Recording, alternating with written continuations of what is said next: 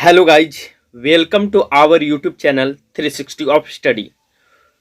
आप सब कैसे हो? आई होप आप सब अच्छे होंगे। तो आज का ये सेशन आप सभी के लिए बहुत ही इम्पॉर्टेंट है।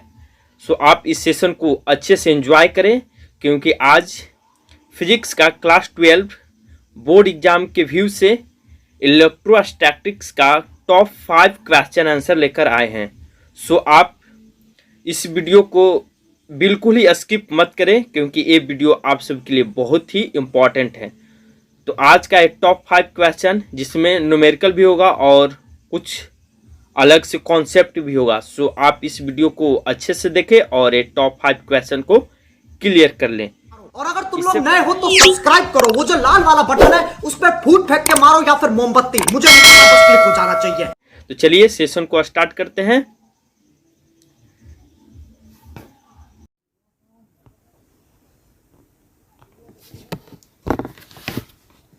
देखिए, क्वेश्चन नंबर फर्स्ट बोल रहा है, यहाँ पर टाइप किया हुआ 11, क्योंकि 10 क्वेश्चन हम करा दिए थे। बोल रहा है किसी दूरी पर अवस्थित दो आवेशित कणों के बीच की विद्युतीय बल F है। यदि उनके बीच की दूरी को आधा कर दिया जाए तो विद्युत बल का मान होगा। देखिए, दो पार्टिकल हैं, दोनों पार्टिकल के बीच F फोर्स लग रहा है और बोल रहा है कि अगर डिस्टेंस को हाफ कर दिया जाए तो कितना फोर्स लगेगा। तो यही बताना है। तो चलिए हम इसे अच्छे से सॉल्व करते हैं और बताते हैं हम आपको। देखिए, बोल रहा था कि दो पार्टिकल हैं। मान लो कि दो पार्टिकल है, दोनों के बीच के डिस्टेंस को अगर आधा कर दिया जाए r/2, डिस्टेंस r मान लिए तो r/2, तो बोल रहा है कि इस पर फोर्स कितना लगेगा। तो दो चार्ज के रूप में कूलॉम लॉ लगता है। तो कूलॉम लॉ क्या होता है? Q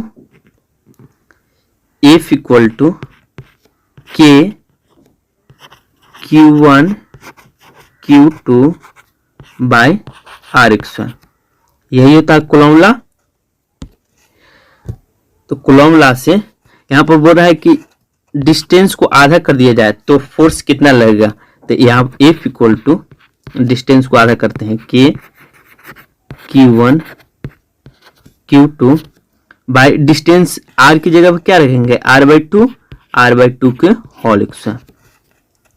तो फाइनली यहाँ से सॉल्व करेंगे तो Q2 बाय यहाँ पर कितना हो जाएगा? r(x²/4). तो r(x²/4) आया। तो ये 4 डिवाइड में नीचे तो ऊपर जाएगा। तो F equal to 4K Q1 Q2 bye R(x²). तो देखिए, आपको यहां से पता लग रहा होगा। कलर को हम चेंज कर देते हैं। K Q1 Q2 by R(x² की जगह पर कितना है? K Q1 Q2 by R(x² की जगह पर F है। तो F equal to F dash इसे मान लेते हैं। नया फोर्स निकालना है तो, क्योंकि जब डिस्टेंस को आधा करते हैं तो उसे F डैश मान लेते हैं। तो F डैश इक्वल टू 4 तो कांस्टेंट है, ये ऐसे ही रह जाएगा। और इसके जगह पर क्या है? पुराना वाला फोर्स, तो यहाँ पर F। तो मतलब पुराने वाले फोर्स का 4 गुना हो जाएगा नया फोर्स। जब डिस्टेंस को हम आधा कर देंगे तो दोनों आवेशों के बीच फोर्स 4 गुना हो जाएगा, यानी कि 4F। तो ऑप्शन देखते हैं। ये आपको समझ में आ गया होगा। आप स्क्रीनशॉट ले सकते हैं, क्योंकि ये ऐसे ही बनेगा और बहुत ही सिंपल है। तो देखिए, चलते हैं वहां क्वेश्चन पर। क्वेश्चन बोल रहा था कि यदि किसी दूरी पर अवस्थित दो आवेशित कणों के बीच की विद्युतीय बल F है, तो यदि उनके बीच की दूरी को आधा कर दिया जाए तो विद्युत बल कितना होगा। तो विद्युत की बल कितना आया? 4F।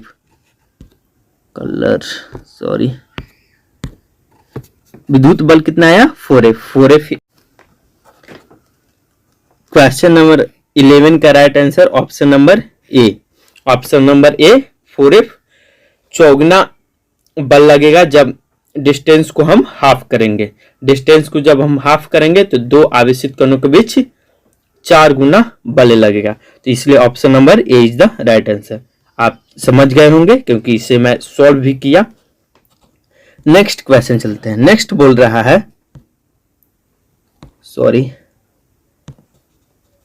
कि यदि समरूप क्षेत्र एक्स अक्ष के दिशा में विद्यमान हो तो समविभव कैसा होगा। जब एक्स एक्सिस के दिशा में जब समरूप क्षेत्र विद्यमान होगा तो किस तल के दिशा में समविभव होगा। तो इसका देखिए लॉजिक बताते हैं। ये मतलब हो गया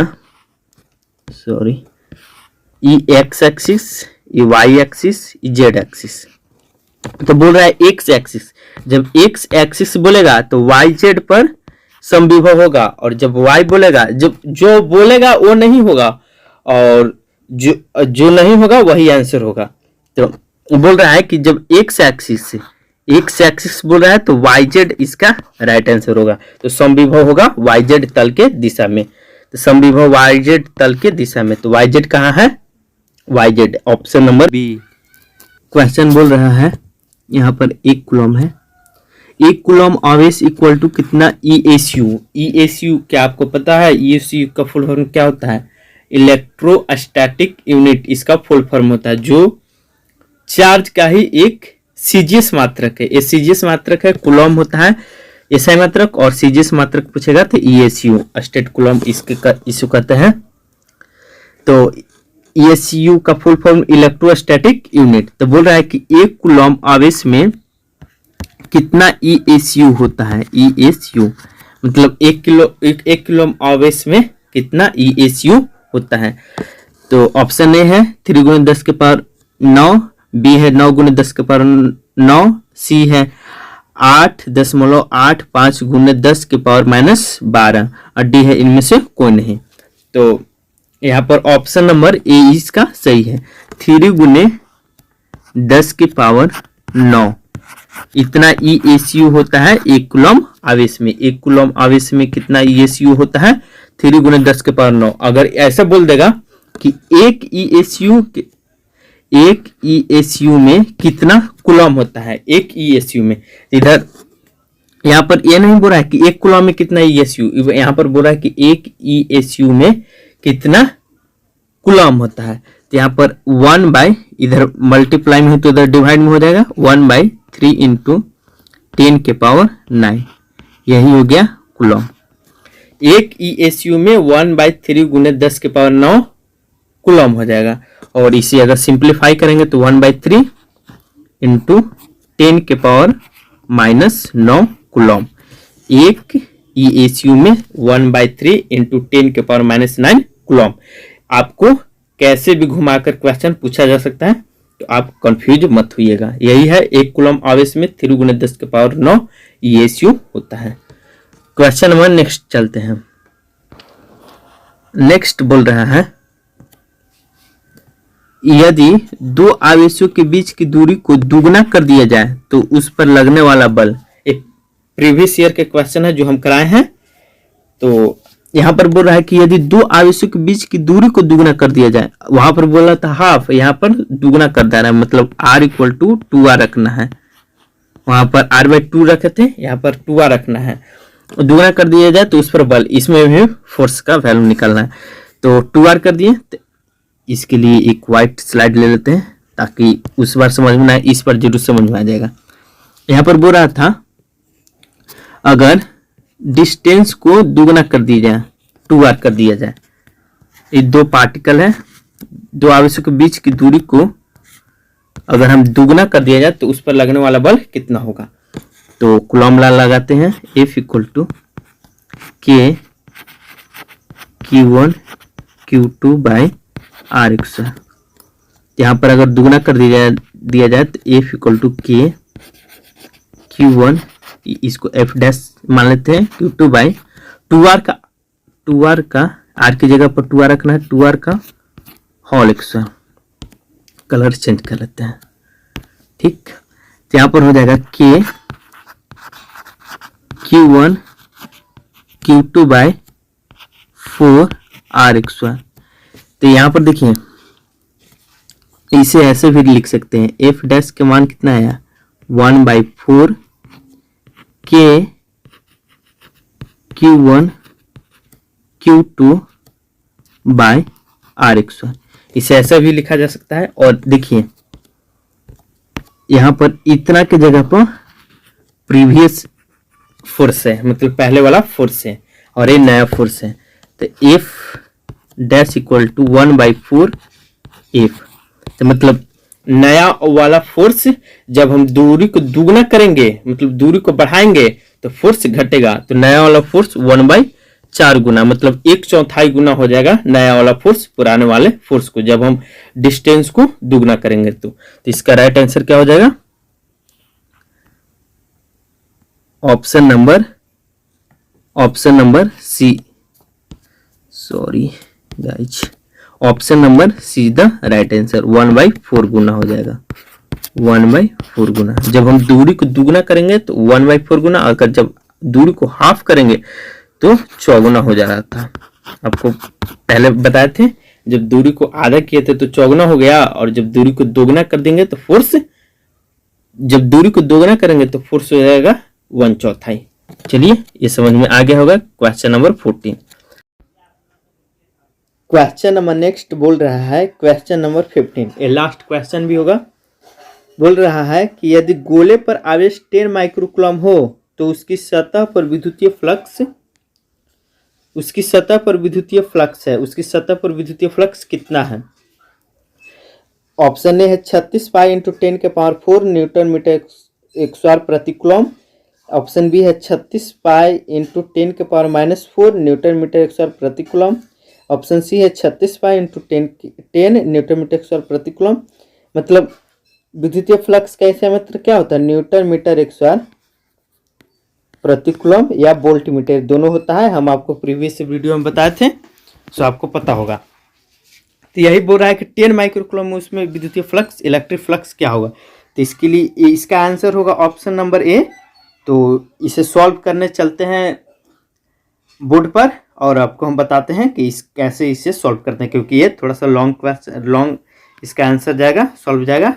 सो आप यहाँ जाएंगे बोर्ड पर। तो चलिए चलते हैं, और इसका राइट आंसर ए ही होगा। तो चलते हैं। क्वेश्चन था कि यदि गोले पर आवेश 10 माइक्रोकूलम हो तो उसकी सतह से विद्युत फ्लक्स क्या होगा? उसकी सतह से इलेक्ट्रिक फ्लक्स क्या होगा? तो गिवन था 10 माइक्रोकूलम। तो 10 माइक्रोकूलम, एक माइक्रो इक्वल टू होता है 10⁻⁻6। ये आपको पता होगा कि 1 माइक्रो, तो यहाँ पर 10 माइक्रो दिया है। तो Q इक्वल टू क्या हो जाएगा? 10 इंटू माइक्रो का मतलब 10⁻⁻6, 10 इंटू 10⁻⁻6 कूलम। ये गिवन है कि इतना कूलम एक गोले पर आवेश है, तो उसकी फ्लक्स, उसकी सतह से निकलने वाली फ्लक्स क्या होगा?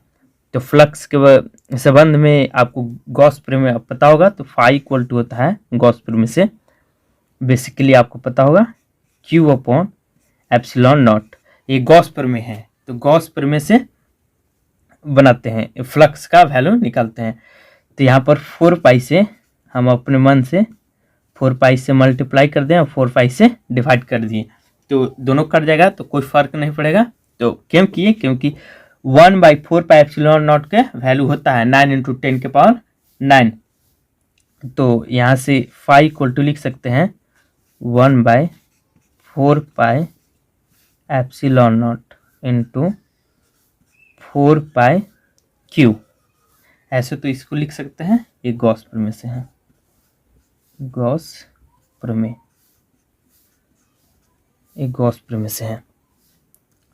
तो 4 पाई Q, तो यहाँ पर फाई इक्वल टू हो जाएगा 1/4 पाई ε0 का वैल्यू कितना होता है? 9 इंटू 10⁹, और 4 पाई Q, तो 4 पाई को ऐसे ही लिख देते हैं, क्योंकि कांस्टेंट है, इसका वैल्यू नहीं होगा। और Q का वैल्यू दिया हुआ है, Q का वैल्यू कितना है? 10 इंटू 10⁻⁻6। तो फाई का यही आ गया, यही है विद्युत फ्लक्स टोटल। अब इसको कैलकुलेट कर दीजिए, आपका आंसर निकल कर आ जाएगा। तो यहाँ पर कितना हो जाएगा? मल्टीप्लाई कीजिए, 9 चौके 36, फाई इक्वल टू यहाँ पर कर देते हैं 36 पाई इंटू 10 के पावर कितना हो जाएगा, 10 के पावर यहाँ 9 है, यहाँ 1, 9 1 10 और 10 में से 6 जाएगा क्योंकि मल्टीप्लाई में जुटता है। तो 9 1 10, 10 के पावर 10, 10 में से 6 जाएगा तो 4, 10 के पावर 4। और फ्लक्स का ऐसा मात्रा क्या होता है, न्यूटन मीटर स्क्वायर प्रति कूलम, या इसे ही वोल्ट मीटर कहते हैं। आपको फ्लक्स का ऐसा मात्रक प्रीवियस वीडियो में बताए थे कि कैसे निकाला जाता है। ये दोनों होता है न्यूटन मीटर स्क्वायर और वोल्ट मीटर। तो आपको ये बताए थे, अगर आप नहीं देखे हैं तो प्लीज वो वीडियो जाकर देख सकते हैं। तो यही आंसर आ गया 36 इंटू 10 के पावर 4 न्यूटन मीटर स्क्वायर प्रति कूलम, या इसे ही वोल्ट मीटर कहते हैं। तो ऑप्शन नंबर आप देख सकते हैं, यही है इसका फुल सॉल्यूशन है। सो आप आशा करते हैं कि समझ में आ गया होगा। So thank you. अगर वीडियो पसंद आया होगा तो प्लीज़ भाई शेयर करें, क्योंकि हमें इससे बिगेस्ट सोर्स ऑफ मोटिवेशन मिलता है और आपसे हम तो कुछ और नहीं मांग रहे हैं। प्लीज़ शेयर करें और इस छोटे भाई का मदद करें, क्योंकि आपकी एक शेयर से हमें बिगेस्ट सोर्स ऑफ मोटिवेशन मिलता है। आपके पीछे बहुत ही काम हम कर रहे हैं। सो प्लीज़ आप शेयर करें। So thank you.